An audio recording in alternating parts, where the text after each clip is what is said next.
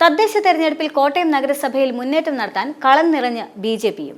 എൽ.ഡി.എഫിന് പിന്നാലെ ബി.ജെ.പിയും സജീവമായതോടെ കോട്ടയം നഗരസഭയിൽ തെരഞ്ഞെടുപ്പ് നടപടികൾക്ക് ചൂടുപിടിക്കുകയാണ്. എന്നാൽ അതേസമയം തന്നെ യു.ഡി.എഫ് ആകട്ടെ ഇപ്പോഴും തമ്മിലടിയുമായി മുന്നോട്ട് പോവുകയുമാണ്.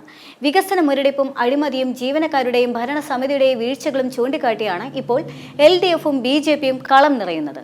പ്രവർത്തക കൺവെൻഷനുകൾ ബി.ജെ.പി ആരംഭിച്ചു കഴിഞ്ഞു.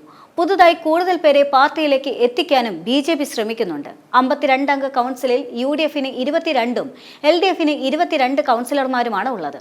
ബി.ജെ.പി ഏറെ പിന്നിലാണെങ്കിലും കഴിഞ്ഞ 5 വർഷത്തിനിടെ നഗരസഭയിൽ വലിയ മുന്നേറ്റം നടത്താനായി ബി.ജെ.പിക്ക് സാധിച്ചിട്ടുണ്ട്.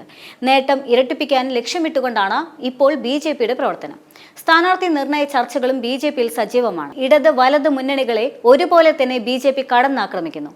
കോട്ടയം നഗരസഭ രൂപീകരിച്ചതിന് ശേഷം നാളിതുവരെ കോൺഗ്രസ് നേതൃത്വം നൽകുന്ന യു.ഡി.എഫ് മുന്നണിയും CPM നേതൃത്വം നൽകുന്ന എൽ.ഡി.എഫ് മുന്നണിയുമാണ് നഗരസഭ ഭരിച്ചിരുന്നത്. കഴിഞ്ഞ നാളുകളിൽ യു.ഡി.എഫ് സർക്കാർ അധികാരത്തിൽ വന്നിട്ടും MLA-മാരും MP-മാരും ഉണ്ടായിരുന്നിട്ട് പോലും കോട്ടയം നഗരസഭയ്ക്ക് വേണ്ടത്ര പ്രാധാന്യം വികസനത്തിന്റെ കാര്യത്തിൽ നേടിയെടുക്കാൻ സാധിച്ചിട്ടില്ല എന്നും ആകെ ഉണ്ടായിരിക്കുന്നത് തിരുവഞ്ചൂർ രാധാകൃഷ്ണൻ കോടിക്കണക്കിന് രൂപ നഷ്ടപ്പെടുത്തിയ നഗരസഭയ്ക്ക് മുൻപിൽ പണിതിരിക്കുന്ന ആകാശപാതയുടെ സ്മാരകം മാത്രമാണ് നിലവിലുള്ളതെന്നുമാണ് ബി.ജെ.പി വെസ്റ്റ് ജില്ലാ പ്രസിഡന്റായ ലിജിൻ ലാല് കുറ്റപ്പെടുത്തിയത്.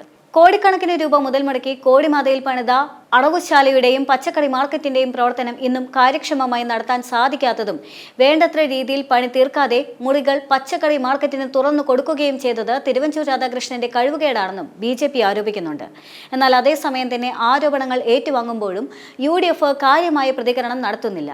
നഗരസഭയിൽ അധ്യക്ഷയായ ബിൻസിയും ഉപാധ്യക്ഷൻ ഗോപകുമാറും കടുത്ത ഭിന്നതയിലാണ്. MP സന്തോഷ് കുമാർ പക്ഷം ബിൻസിയോടൊപ്പവുമാണ്. തിരുവഞ്ചൂർ രാധാകൃഷ്ണൻ MLA-ക്കാണ് കോട്ടയം മണ്ഡലത്തിലെ തദ്ദേശ തെരഞ്ഞെടുപ്പിന്റെ ചുമതലയുള്ളത്.